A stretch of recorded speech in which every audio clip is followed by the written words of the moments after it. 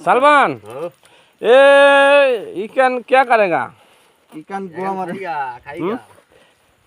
একবার জাল খেয়া মারিছে 1 ঘন্টা ধরে খালি মাছ বাছা লাগবে এই হলো কাহিনী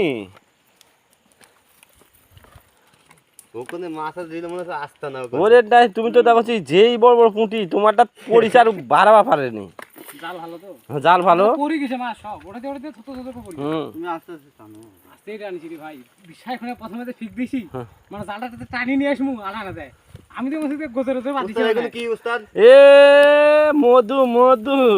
মধু রে মধু এই তলার মাছ খটো গো উস্তাদ বালতিতে এখন তোলো